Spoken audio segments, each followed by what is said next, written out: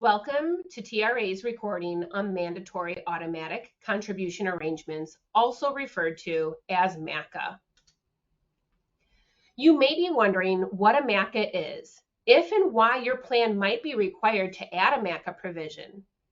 This recording will answer those questions along with the IRS MACA requirements, how you'll administer your MACA, and finally, how to complete TRA's MACA questionnaire and select your plan's MACA provisions. You may have heard the term automatic contribution arrangement or automatic enrollment before. Let's discuss what automatic enrollment is. It is exactly what the name implies. It's a requirement that the employer automatically enrolls employees that do not make an election to participate or decline participation in the plan. This would affect your employees that have received enrollment materials and are allowed to enter the plan, but never make a decision to participate or decline participation in the plan. They simply don't do anything. Auto-enrollment provisions with specific mandatory requirements are dictated by the IRS. So when did MACA become a requirement? We'll discuss the IRS parameters and requirements of MACA further in this recording, but first, let's discuss why we are reaching out to you on this topic and when this provision went from being an optional provision to a required provision. Secure 2.0 was legislation that was signed into law on December 29, 2022, and MACAs were a part of that legislation. That means any plan that was established on or after December 29, 2022 is now required to have an automatic enrollment feature starting in 2025. It's important to note that this is an IRS requirement and not a TRA requirement. While MACAs were written into Secure 2.0 as a mandatory requirement, the IRS does list a few exceptions. And those exceptions are if the sponsoring employer and any participating employers have a combined total of 10 or fewer employees. Remember that a sponsoring employer and a participating employer typically occur when there's a control group or affiliated service group. This arrangement will be dictated within your plan document.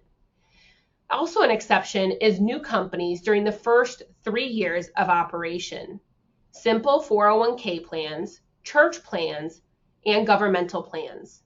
It's important to note that MEPs, multiple employer plans, are considered separately for each adopting employer, which is different than how the participating employers with control group or affiliated service groups are handled. MACA requirements. The MACA parameters have been determined by the IRS. Let's discuss the required features and parameters more.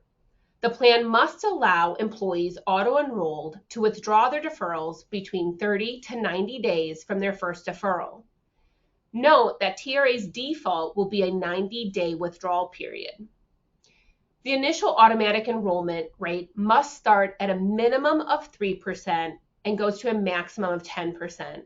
If initial automatic enrollment rates are less than the maximum 10%, you must also include an annual increase of at least 1% each plan year until a 10% maximum is reached. Note that you also must have a qualified default investment alternative known as a QDIA within your plan. And participants must also have the ability to choose different deferral percentages, including 0%. Now, let's work through an example. We're going to use a plan that has a calendar plan year ending in 12/31. Let's say you have an employee, Jane Doe, who has met the plan's eligibility requirements and her entry date would be 1/1/2025. You as the employer would provide all of the required plan notices and enrollment materials to Jane at least 30 days in advance of her 1/1/2025 entry date, thus providing her those materials by 12/1/2024.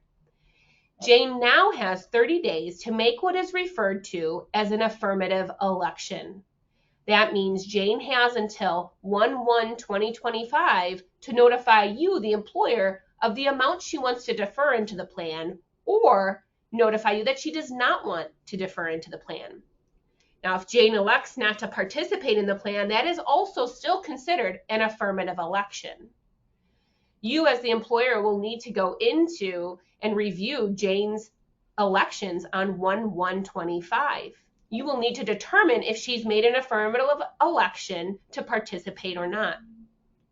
Next, you would need to go in and update your payroll provider to reflect Jane's deferral election amount, or if she did not make an affirmative election, you would then enter the initial default deferral amount your plan has selected.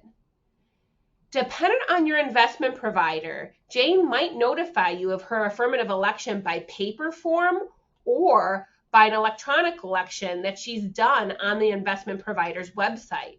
It is extremely important that you work with your investment provider to determine what reporting capabilities they have that can help you to support with your MACA provisions. Based on the information you've provided to TRA, we've identified your plan as already possibly being required to add this MACA feature. Remember, the minimum auto enrollment percent is 3% and the maximum is 10%. In TRA's questionnaire, we'll provide you with 3 options to choose from for your MACA enrollment.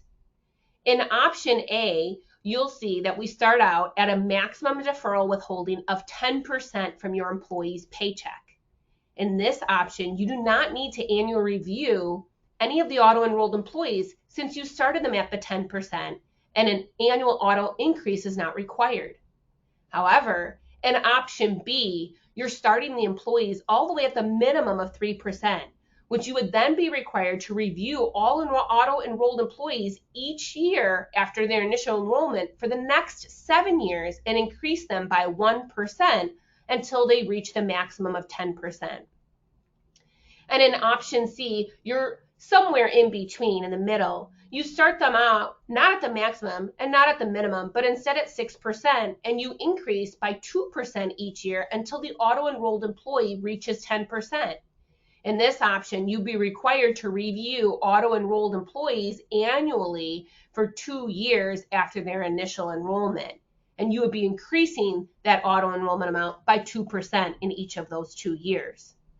It is important to note that you should be reviewing any deferral reports or new deferral election forms provided to you on a per payroll basis and updating those deferral election changes with your payroll provider according to your plan document or administrative policy. You should apply the auto increase on an annual basis on the first of the plan year after the initial auto enrollment for most providers. You'll see on this chart where it says the apply increase indicates first plan year for following the initial auto enrollment, but there are 3 investment providers that are different. Principal Simply plans, Vestwell plans, and the standard use the second plan year following the initial auto enrollment. For example, if you were using option B and you had an employee, John Doe, who was automatically enrolled in the plan at 3% on October 1st of 2025, you would need to apply a 1% increase to his auto deferral on 1/1/2026. You would update his withholding on your payroll provider to reflect going from 3% up to 4% for any payroll on or after 1/1/2026. Again, if your plan is with Principal Simply, Vestwell, or the standard, your auto increase for John Doe wouldn't start on 1/1/2026, but instead you would increase him to a 4% withholding on 1/1/2027. It's also important to note on the apply initial percentage to at the bottom of the graph, when you are initially determining which employees to apply the auto enrollment provision to, you will need to review all employee elections on 1/1/2025 if you are a calendar plan year. You need to determine who has never made an affirmative election, not just those employees newly coming into the plan, but this will affect all participants without an existing deferral election. It may be beneficial for you to communicate the auto enrollment provisions to your employees, notifying them that it will be effective 1/1/2025 and re-provide enrollment materials to all those employees by 12/1 of 2024. You'll note that our 90-day withdrawal period is listed in both option A, B, and C, as that will be TRA's default.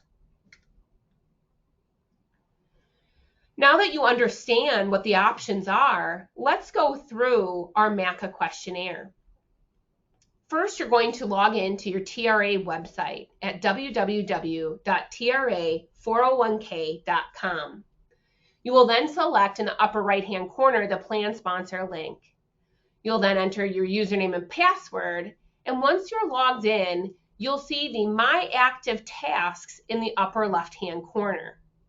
There'll be a green button on the right-hand side where it says Secure 2.0 Mandatory Auto Enrollment Options, MACA.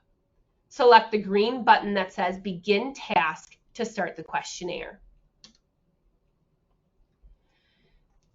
There are a total of 11 questions within this questionnaire. Number 1 is asking if your company normally employs 11 or more employees. Remember, this should be a total for all participating employers. If you answer yes to question number 1, that you do employ more than 11, you will be required to add auto enrollment to your plan effective in 2025. You will then go on to number 4 and review 4, 5, and 6 as the options that we just discussed in the prior graph.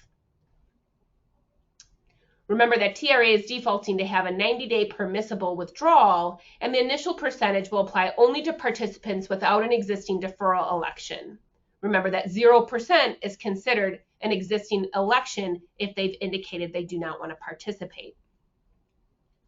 If you answer no, that you have less than 11 employees, you may need to add auto enrollment in a future plan year. In this scenario, you'll go straight down to question number 8 and select Not Required from the Options drop-down box. If you have less than 11 employees, it is important to note that you may be required to add auto enrollment sometime in the future, and it is your responsibility to notify TRA if you ever employ 11 or more employees so that we can amend your plan document to reflect this. If you answered yes, you will proceed selecting number 8 as which option you would like, option A, B, or C.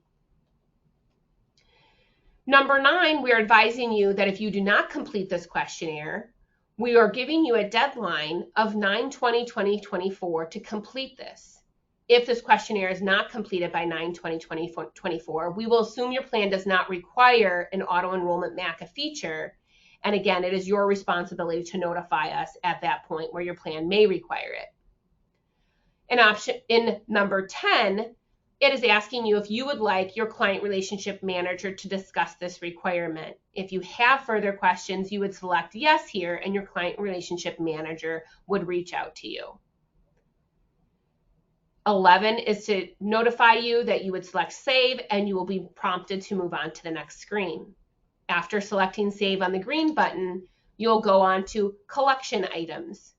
This screen is if you have any documents that you'd like to upload to provide to TRA regarding this MACA provision. Likely you won't have any documents, so you would click the green Save button here on this screen to move forward. It is important that you do click Save here, as it will not complete your questionnaire otherwise. After selecting Save, you'll be prompted to bring yourself to the approval screen, and you'll select the green Sign and Submit button, which will then pop up an additional window for you to complete, shown here. The Sign and Submit requires you to enter in your name, title, phone number, and email address. Please note that name and email address are required fields. Once this has been completed, you'll select the green Submit button, and after selecting Submit, you will receive a confirmation that indicates the general web collection process has been completed, and a confirmation email will be sent to the email address of the submitter. The confirmation email will come from admin@plansponsorlink.com. You are now complete with the TRA MACA questionnaire. If you have further questions on MACA provisions, the best fit for your plan, please feel free to reach out to your client relationship manager at 888-872-2364. We thank you for watching this video and hope that it was helpful. If you have questions, please contact us.